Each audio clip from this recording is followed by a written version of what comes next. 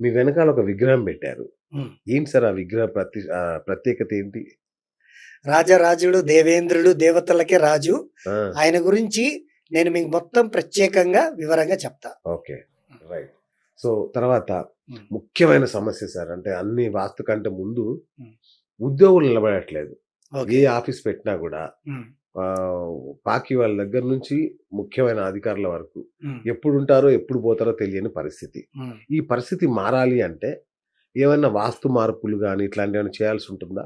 శ్రీనివాస్ గారు, మీరడిగింది క్వెషన్ నేను ఇంకా క్లారిటీ చేస్తా. ప్లీజ్. ఎందుకంటే మీరడిగిన పాయింట్ ఏందంటే వర్కర్స్ నిలబడట్లేదు. ఎగ్జాక్ట్‌లీ. అదే గదా సార్ మీరడిగింది. అదే సార్. ఈ రోజుల్లో వర్కర్స్ ప్రాబ్లమ్ అనేది చాలా టూ మచ్‌గా ఉందండి. అవును. ఎందుకంటే వర్కర్స్‌కి మనశ్శాంతి లేదు. అటు వర్కర్స్‌ని పెట్టుకున్న వాళ్ళకి కూడా మనశ్శాంతి లేదు. అవును. ఈ వర్కర్స్ నిలబడకపోవడానికి కారణము మన ఇంట్లో ఉన్నటువంటి నార్త్ ఈస్ట్‌లో డోర్ ఫస్ట్ పాయింట్. ఓకే. తర్వాతొచ్చేసి మనకు ఎప్పుడు కూడా వర్కర్స్ నిలబడాలి అనంటే south west and north east and east ఈ 3 ప్లేస్‌లు గనక కరెక్ట్‌గా ఉంటే, తర్వాత వెస్ట్. ఇవి గనక మనం కరెక్ట్‌గా బ్యాలెన్స్ చేస్తే, మీ దగ్గర ఖచ్చితంగా వర్కర్స్ నిలబడతారు. ఓకే. మీరడిగిన క్వెషన్ ఏందంటే, ఒక క్లయింట్ ఉన్నాడండి. ఆయన నాకు అడిగిన మెయిన్ ప్రత్యేకమైన క్వెషన్ ఏందంటే, ఆ! "సార్ నా దగ్గర అపారమైన కోట్లున్నాయి, అన్నున్నాయి. నేను విదేశాలు తిరుగుతుంటా. నా తల్లిని మా ఇంట్లో పెట్టెళ్ళా. నాకు ఇంతవరకు ఇన్ని రోజుల నుండి నేను ఎంత సాలరీ ఇవ్వడానికైనా పర్వాలేదండి. ఆ! వచ్చిన వాళ్ళు ఎవరు కూడా మనస్ఫూర్తిగా మా అమ్మని చూసుకోరు సార్. హ్మ్. నాకున్న ప్రధానమైన సమస్య సమస్య. అది" ఆ! అని అన్నప్పుడు, వాళ్ళ అమ్మగారు ఉన్న బెడ్‌ని మార్చి, వాళ్ళకి మెయిన్ వెస్ట్‌లో వర్కర్స్‌కి కావాల్సినటువంటి ఒక ఫోటో ఉంటుంది.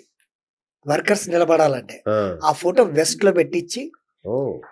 ఇవన్నీ గ్యాడ్జెట్స్ తోటి చేస్తామనమాట. అచ్చచ్చచ్చా! అది అలా పెట్టిచ్చి, మేము అలా చేసిన తర్వాత గత ఆహ్, 5, 6 ఇయర్స్ నుండి ఒకరే వర్కర్ ఉన్నారు ఇప్పుడు వాళ్ళ వాహ్! దగ్గర. వాహ్! వాహ్! మంచి చాలా మంచిగా మాట్లాడతాడు. సూపర్బ్. రెండోది ఇదే సమస్య అండి. డ్రైవర్లు నిలబడట్లేదు. ఆ!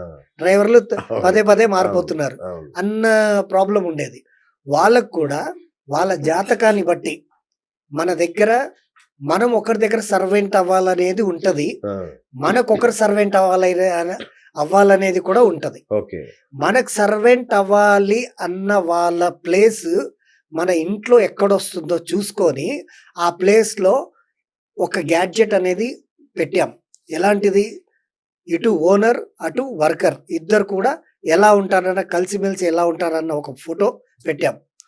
ఫోటో అంటే గ్యాడ్జెట్ లాంటిది. ఒక అదేలెండి. విగ్రహం అవును. లాంటిది. ఓకే. అలా పెట్టినప్పుడు ఏమైందంటే, ఇప్పుడు ద ద వాళ్ళకి కనీసం కొన్ని సంవత్సరాల నుండి డ్రైవర్లు మారట్లే.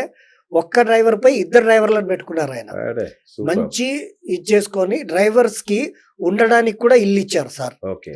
సో, ఇలా ఈ విధంగా మనకు మెయిన్ క్వెషన్‌లు సార్ రైట్. మీరివాళ అడిగింది నెయ్యి బ్రాహ్మిన్స్, ప్రధానమైన బ్యూటీ అవును. పార్లర్ అండ్ ఈ వర్కర్ సమస్య. అవును. అవును. ఈ 3 సమస్యలు మీరు చాలా ఆహ్, ఈరోజు ఈ ఇంపార్టెంట్. జనాలకి యెస్. ఏం గావాలన్నది అది. మీరడిగారు. కరెక్ట్. నేను నా ద్వారా ఈ విధంగా మీకు చెప్పానండి. థాంక్ యూ గురుగారు.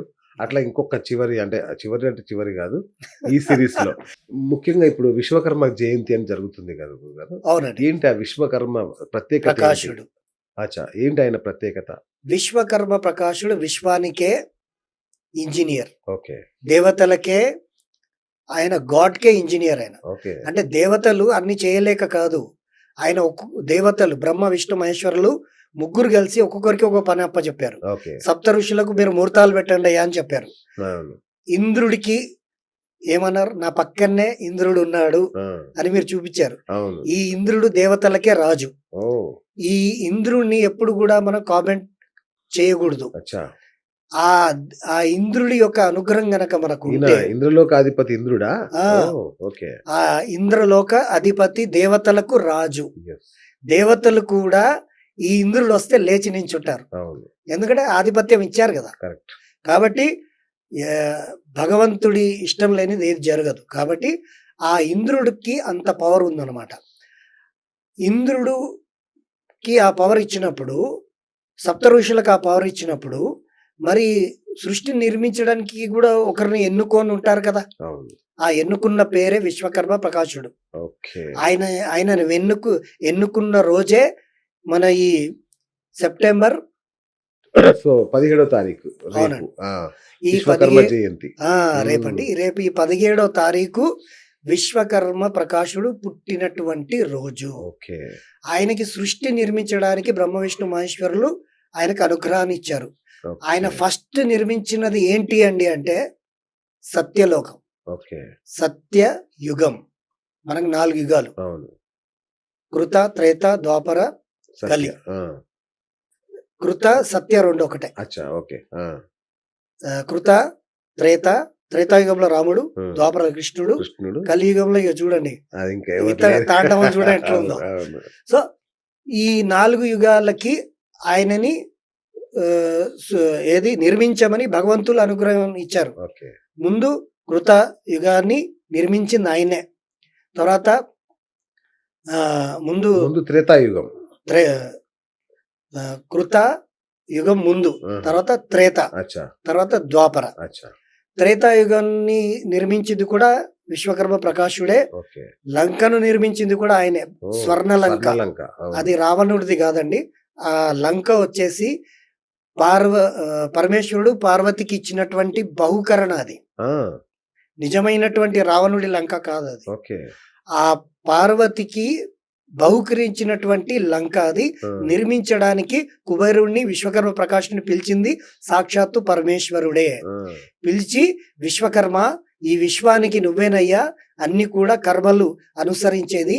కాబట్టి నువ్వు లంకను నిర్మించు. లంక కూడా కాదు. పార్వతి స్వర్ణలంక. ఆ! పార్వతి స్వర్గము. ఓహ్! పార్వతీదేవి యొక్క స్వర్గము. అచ్చా! ఇప్పుడు వైకుంఠము లక్ష్మీదేవిది. అవును. మరి నాకు కూడా ఏదైనా ఉంటే బాగుంటది కదా స్వామి అని పార్వతీదేవి అడిగింది. అడుగుతారు కదా! ఆ! అడిగినప్పుడు ఎందుకు దేవి మనకు కైలాసం ఉంది కదా అంటే, లేదు ముచ్చటగా ఏదన్నా ఇవ్వండి అంటే, సరే నీ ముచ్చటే లోక కళ్యాణార్థం ఎప్పుడు మిగిలిపోతది చూడు సుమా అని చెప్పి పరమేశ్వరుడు అనుగ్రహాన్ని ఇచ్చాడు. తదాస్తు నేను నీకు ఒక భవనాన్ని ఇస్తున్నానని కుబేరుణ్ణి ఫస్ట్ విశ్వకర్మ ప్రకాశుని పిలిస్తే, మరి అది నిర్మించడానికి నాకు స్వర్ణం కావాలి, అవును. వజ్ర వైడూర్యాలు కావాలి అవును. అని అడిగినప్పుడు కుబేరుణ్ణి పిలిచి కుబేరుణ్ణి అప్పచెప్పింది పరమేశ్వరుడే. అప్పుడు ఆయన ఆ స్వర్ణం ఎంత కావాలి అంతతోటి అది నిర్మించాడనమాట ఓకే. త్రేతాయుగంలో. ద్వాపర యుగంలో నిర్మించింది సాక్షాత్తు ద్వారక. ఓహ్! ఈ రోజు కూడా సముద్రంలో మునిగిపోయి ఉంది. అవును. సాక్ష్యాధారాలతో అవును. ఉంది. అవును. ఏ రిలీజియన్స్ లో కూడా హిందూ ధర్మంలో ఉన్నటువంటి సాక్ష్యాధారాలు ఎక్కడా ఉండవు. లేవు. అవును. వజ్రం పుట్టింది కూడా ఇక్కడ నుండే. అవును. మణి, మాణిక్యం, వజ్రం, వైడూర్యం, స్వర్ణం అంతా కూడా అంటే వేరే దేశాల్లో బంగారం దొరుకుతుండొచ్చు. హ్మ్. బట్ మన దగ్గర దొరికినటువంటి అనంత పద్మనాభ స్వామి ఉన్నంత ఆస్తులు ఎక్కడ ఎక్కడ లేవండి. లేవు. అవును. కాబట్టి ఇదంతా కూడా ద్వాపర యుగంలో విశ్వకర్మ ప్రకాశుడే. ఆ! కలియుగంలో ఇంజినీరింగ్ ఫీల్డ్ అంతటికి వెనకాల ఉండి నడిపిస్తున్నది. ఈ రోజు విశ్వకర్మ ప్రకాశుడు లేడని కాదు. ఓకే. ఈ రోజు కూడా విశ్వకర్మ ప్రకాశుడు ఉన్నాడు. హ్మ్. ఆయన ఉన్నాడు కాబట్టే ఒక బుర్జ్ ఖలీఫా. ఈ బుర్జ్ ఖలీఫా అంత బాగా కట్టాలంటే దానికి ఇంజినీర్లు పనిచేశారు కదా. అవును. మరి బుర్జ్ ఖలీఫా నిర్మించినప్పుడు నార్త్ లోనే మనకు వాళ్ళంతా వాటర్ ఫాల్ పెట్టారు. అది వాస్తుపరంగా ఉంది. ఓకే. నార్త్ లో వాటర్ ఉండాలంటారు కదండి. అవును. వెస్ట్ లో అంతా హైట్స్ ఉన్నాయి. అందుకే దేశ నలుమూల నుండి జనాలందరూ కూడా వచ్చి అదంతా హైప్ లోకి వెళ్తుంది. అవును. కాబట్టి రేపు స్వామివారి జన్మదినము. ఓకే. దీన్ని కులాంతర వారీగా కొందరు పంచుకున్నారని, ఆ! ఆయన ఆ కులానికి చెందినవాడని, కొందరు ముందుకెళ్ళి దండం పెట్టుకోకుండా పూజలు చేయకుండా ముఖం తిప్పుకుంటూ ఉంటారు. ఆ! వారికి ఆ స్వామివారి అనుగ్రహం ఉండదు. అన్ని విద్యలు రావు. ఈ జన్మకే కాదు వచ్చే జన్మ కూడా రావు. ఓహ్!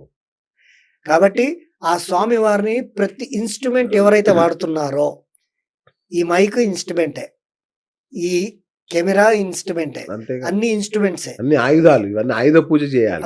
ఆయుధాలు, అస్త్రాలు, నిర్మాణాలు ఇవన్నీ కూడా విశ్వకర్మ ప్రకాశుడు ఆయన తయారు చేసుకున్నాడు ఆయన చేత్తో. రైట్. తయారు చేసుకొని మనకి ఇచ్చాడు, చేసుకోండి రా బాబు వెళ్ళండి అని. కాబట్టి విశ్వకర్మ ప్రకాశుడిని మనం మర్చిపోతే మన వృత్తి వ్యాపారాన్ని మనం మర్చిపోయినట్టే.